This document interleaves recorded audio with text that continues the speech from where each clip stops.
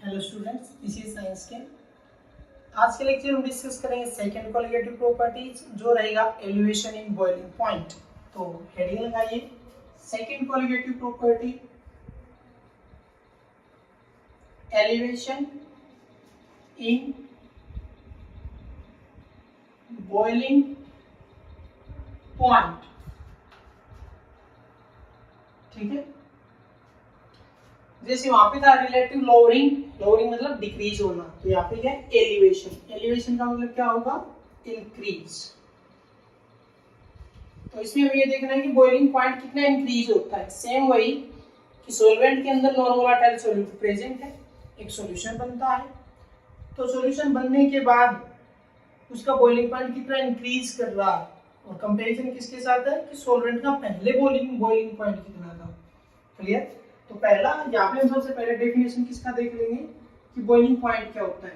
ठीक है, the temperature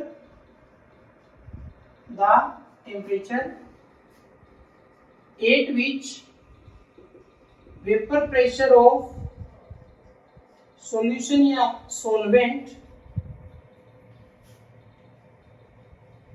becomes equal to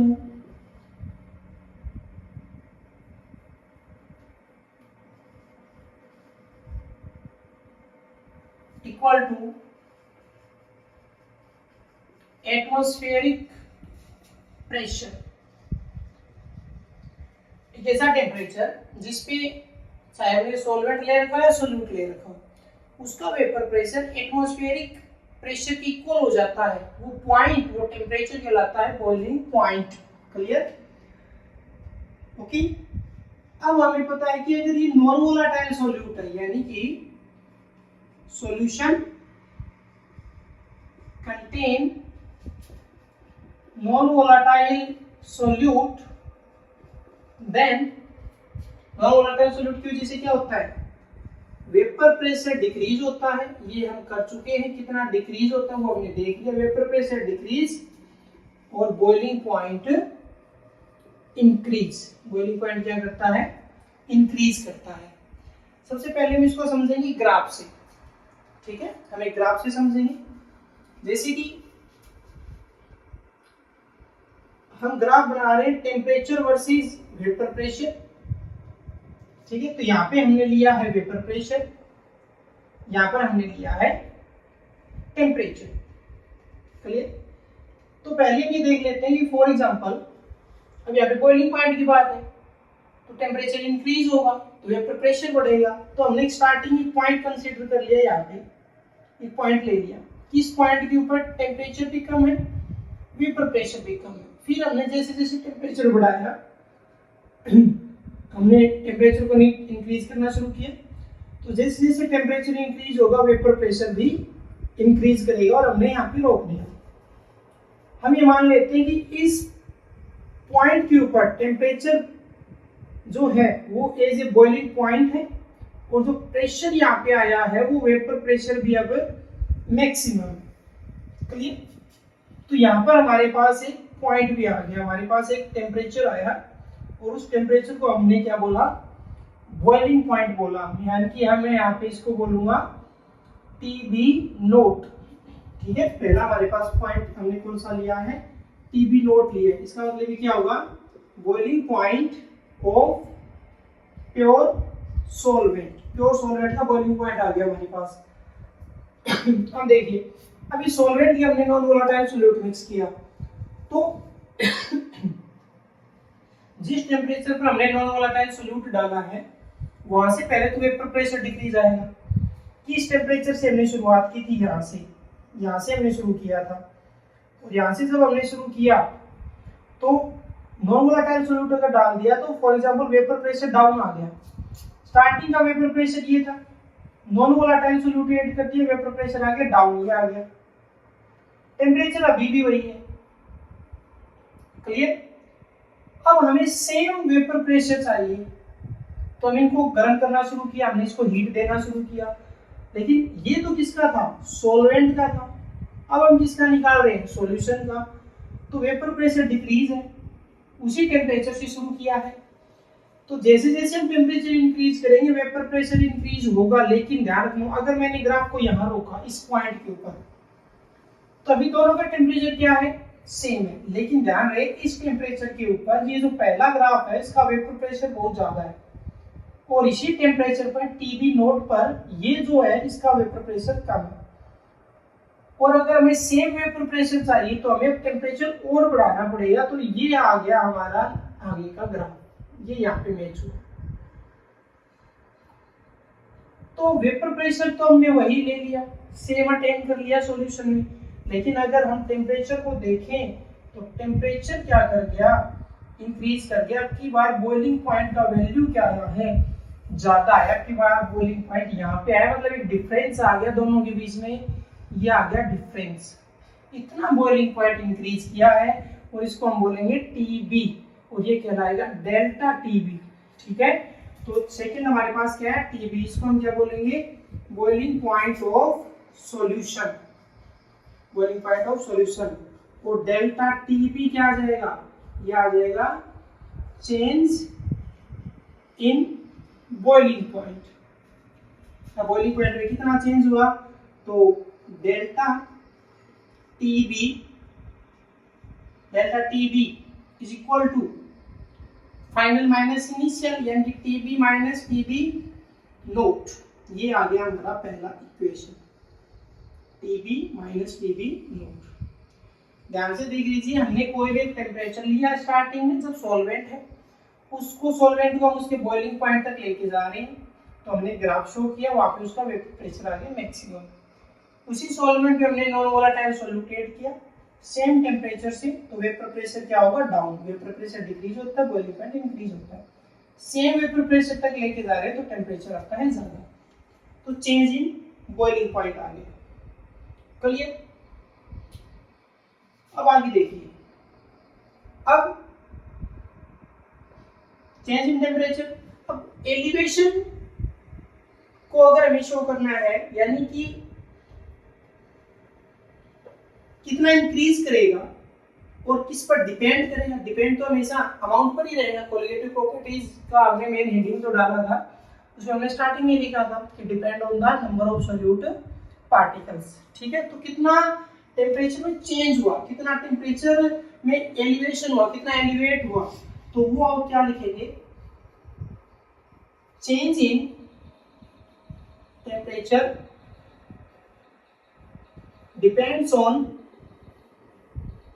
concentration of non-volatile solute। non-volatile solute की concentration पे डिपेंड करते हैं, इनकी अमाउंट पे डिपेंड करेगा। और वो जो concentration है, वो concentration ली जाएगी मोललिटी की फॉर्म में। किसमें ली जाएगी, जो हमने टोटल 8 concentration टर्म की थी उसमें से एक मोललिटी भी था। ठीक है, तो वो concentration हम मोललिटी की फॉर्म में लेंगे। ठीक है, नोट कीजिए, फिर आगे हम इसका डेरिवेशन सोल्व करते हैं। मोललिटी की फॉर्म में लिया जाएगा।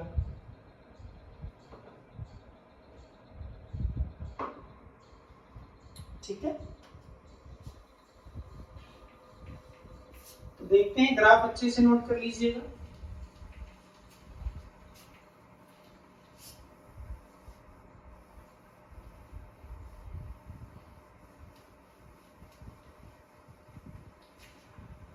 तो टेम्परेचर यानी कि एलिवेशन इन बॉइलिंग पॉइंट या चेंज इन टेम्परेचर डिपेंड कर रहा है कंसंट्रेशन पे। तो कंसंट्रेशन ली जा रही है मोललिटी की फॉर्म में, तो delta TB directly proportional to M, यानी कि मोललिटी।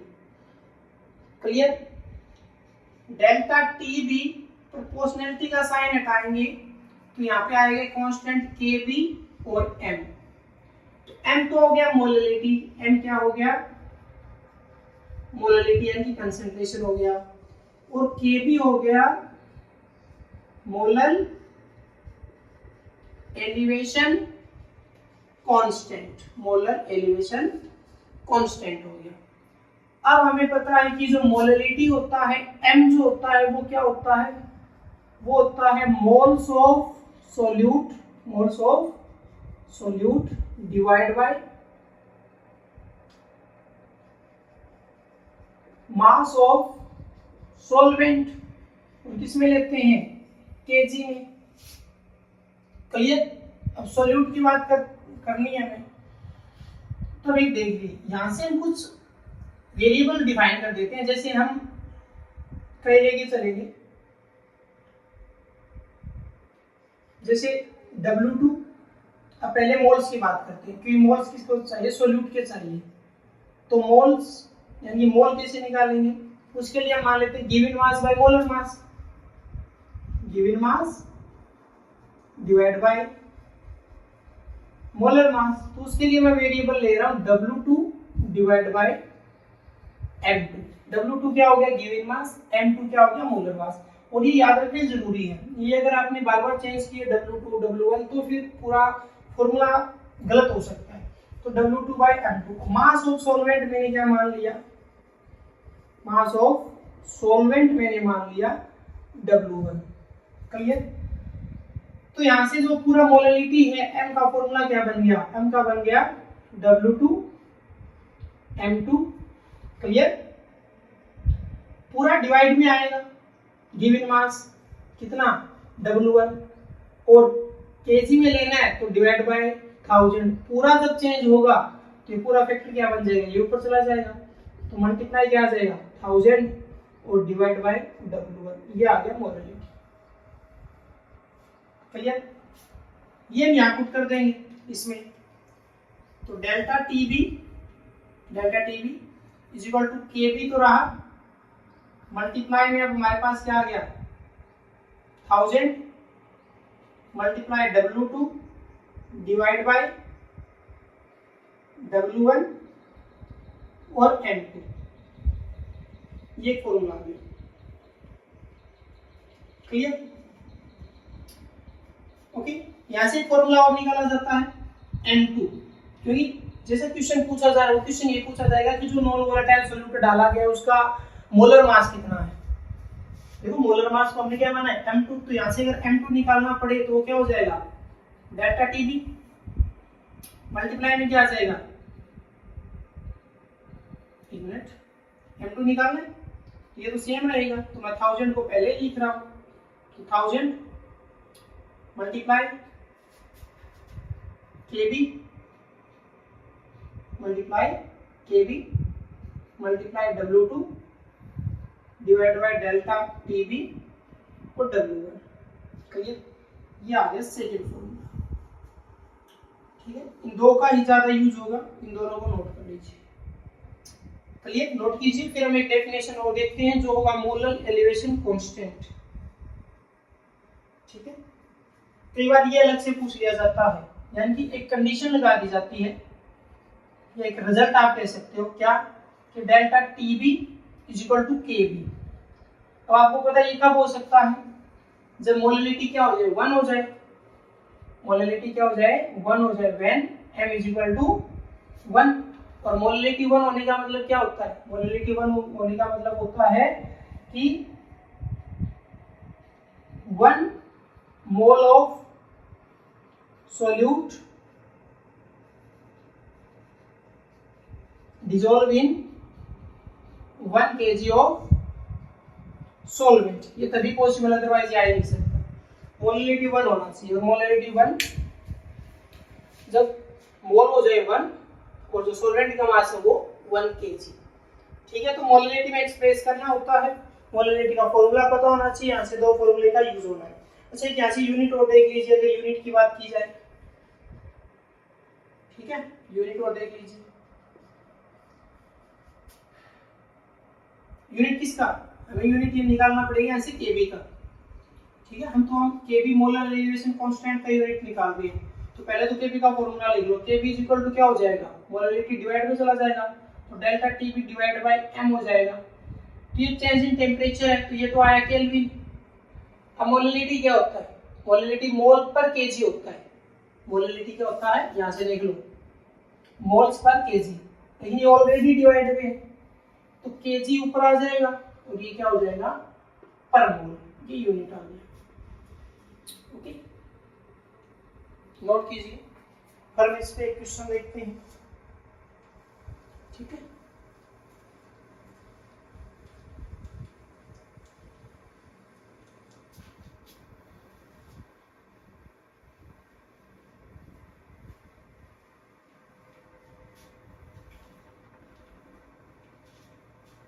क्वेश्चन देख लेते हैं इसके ऊपर एक।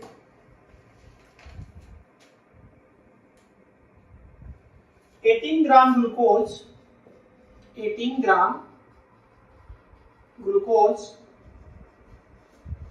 dissolved in 1 kg of water, find the boiling point of solution। आपको ये निकालना है और कुछ गिवन आपको boiling point of pure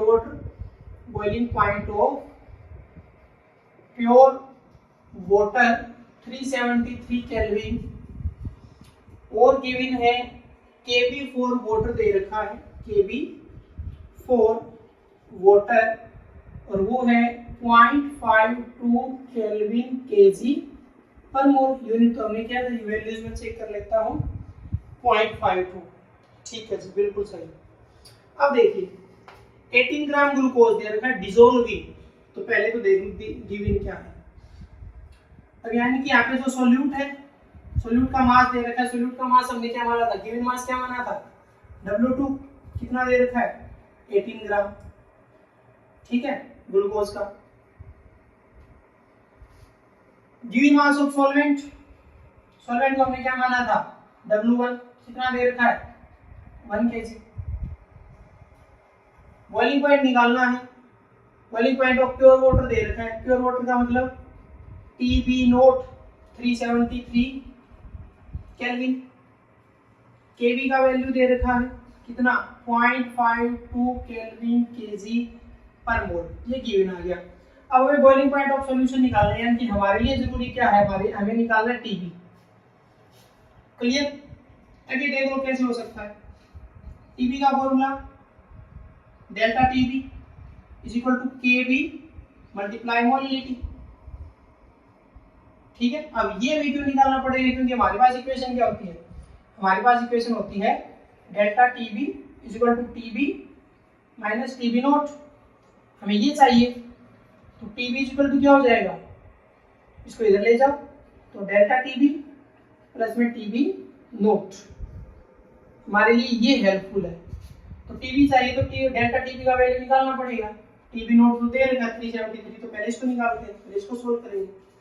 solve करना शुरू करो, तो Kb का तो वैल्यू दे रखा है कितना 0.52, और मोलरिटी निकाल लो, molarity given mass by molar mass, ठीक है। या मोलरिटी को अलग से सोल्व कर लेते हैं, मोलरिटी को हम अलग सोल्व कर लेते हैं, मोलरिटी हम यहाँ निकाल लेते हैं। तो गिवन पहले मोल्स निकाल लेते हैं। सोल्यूट कौन है, glucose, given mass by molar मास, तो गिवन मास ग्लूकोज का हो गया 18, मोलर मास कितना होता है ग्लूकोज का 180, आया कितना 110, 1 kg में प्रेजेंट है, तो रख दो वैल्यूज। ओवरऑल कितना आ गया, ये तो आपने निकाला मोल, n का वैल्यू, n क्या हो जाएगा 1/10 डिवाइड बाय 1 kg में तो प्रेजेंट है, तो डिवाइड बाय 1, तो मोलरिटी ओवरऑल कितना आ गया 1/10, तो मल्टीप्लाई कितना हो गया 1/10, एक डेसिमल और लग जाएगा, तो 0.052 ये आ गया, ठीक है। अब इसमें पुट कर दो, तो TB is equal to delta का वैल्यू 0.052 प्लस में TB0 कितना दे रखा था 373, और ये दोनों ऐड हो जाएंगे और आंसर आ जाएगा 373.052, ठीक है। और टेम्परेचर है तो केल्विन, ओके। तो ये हमने क्वेश्चन कर लिया, ठीक है। सेम इसी प्रकार सोल्व करना होगा। कोई क्वेश्चन ऐसा भी आ सकता है जिसमें M2 निकालना पड़े, तो पहले एक तरीका ये है कि क्या गिवन है वो लिख लो, क्या निकालना उसके अकॉर्डिंग हमारे पास कौन कौन से फॉर्मूले वो देख लो, वो रिक्वायरमेंट वैल्यू हमें निकालनी होती है, ठीक है। तो ये था सेकंड कोलिगेटिव प्रॉपर्टी। मिलते हैं नेक्स्ट लेक्चर में, जहाँ पे हम डिस्कस करेंगे डिप्रेशन इन फ्रीजिंग पॉइंट।